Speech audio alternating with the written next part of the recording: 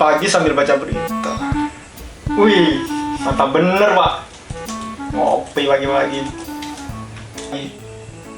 Dari dulu COVID terus.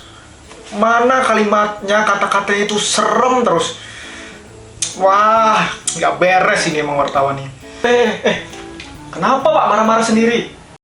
Cile, rapi amat Pak, mau kemana Pak? Tumben-tumbenan. Ini apa jalan-jalan ke tempat wisata? Tadi itu teman Bapak sudah Sherlock. Nah, tinggal berangkat kan, Bapak tinggal dah tampang, tinggal berangkat. Lah, kan lagi COVID Pak, malah jalan-jalan sih. Kemana sih Pak? Uangnya amat. Mau nonton konser. Udah lama kan Bapak nggak nonton konser. Itu kan gara-gara COVID, kemudian nggak boleh ngadain acara kan. Udah lama nggak goyang kan nyoba luapanya. Oh, konser? Pak ini kan masih PPKM Pak.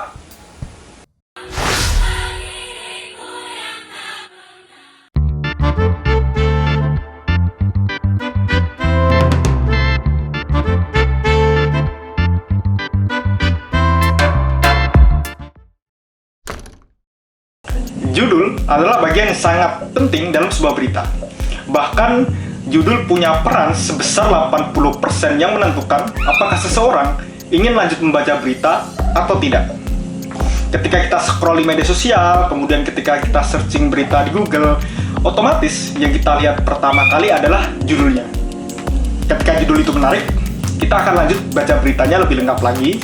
Namun, ketika judul itu tidak menarik atau biasa aja, otomatis kita akan skip dan geser cari berita yang lebih menarik. Itu bukan karena kita pembaca yang malas atau kita tidak suka baca berita. Dan tidak semua orang punya banyak waktu. Itulah alasan utamanya. Nggak mungkin kan kita bakal baca satu demi satu berita perharinya, kemudian baca dari tiap berita tiap media. Padahal distribusi berita dari media di Indonesia sendiri itu bisa ratusan bahkan ribuan perharinya. Otomatis supaya tidak menyita waktu, kita bakal memilih berita yang menurut kita menarik saja. Lantas seperti apa sih berita yang menarik?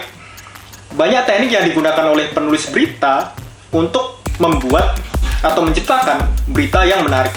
Dan salah satunya adalah menggunakan ungkapan atau gaya bahasa hiperbola. Hiperbola adalah gaya ungkap yang sifatnya berlebihan atau menggunakan kata-kata yang dilebih-lebihkan. Dan penggunaan majas hiperbola ini cukup ampuh untuk menggayat atau menyentuh perasaan pembaca.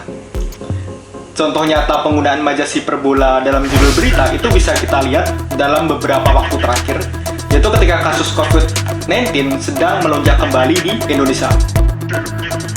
Dan ternyata majas hiperbola ini memang cukup ampuh terbukti untuk membuat pembacanya itu kena mental. Saya mau cerita pengalaman. Jadi saya pernah suatu kali ketemu seorang ibu-ibu. Itu ketika mengantar teman karena saya belum kenal. Itu ibu-ibunya ngajak ngobrol itu basa-basi. Beliau bertanya, kerja di mana Mas gitu. Terus saya jawab, saya konten creator di media berita Bu gitu kan.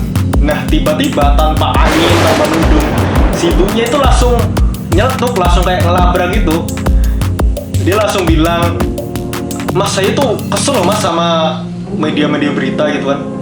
Mereka ini nulis berita kok isinya COVID terus gitu kan. Kemudian bahasanya itu juga menyeramkan gitu Mas.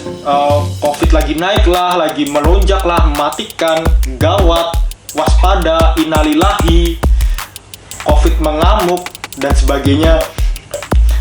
Nah, itu respon yang pernah aku terima dari seorang pembaca berita. Sebenarnya bukan satu kali itu aja sih aku dapat respon mengenai penulisan judul berita tentang COVID. Jadi beberapa temanku itu juga pernah memberi tanggapan yang serupa. Di satu sisi, penulisan berita dengan gaya hiperbola ini menurutku cukup efektif dan bermanfaat untuk memperingatkan orang-orang yang ngeyel. Orang-orang yang ngeyel, mereka malah keluar ketika masa PPKM atau ketika masih dalam keadaan pandemi, malah nongkrong, mengadakan hajatan, kemudian kumpul-kumpul, jalan-jalan ke tempat wisata, yang itu berpotensi untuk menularkan COVID maupun membuat diri mereka sendiri terjangkit COVID. Ya karena mendapatkan respon seperti itu dan fenomena ini kurasa cukup menarik, aku melakukan riset kecil-kecilan, mengumpulkan data judul berita, dan hasilnya aku menemukan penggunaan 3 gaya bahasa hiperbola dalam judul berita. 3 gaya bahasa hiperbola tersebut diantaranya hiperbola kata kerja, hiperbola kata benda, dan hiperbola ungkapan ekspresif. Mari kita lihat contohnya. Yang pertama, hiperbola dari kata benda.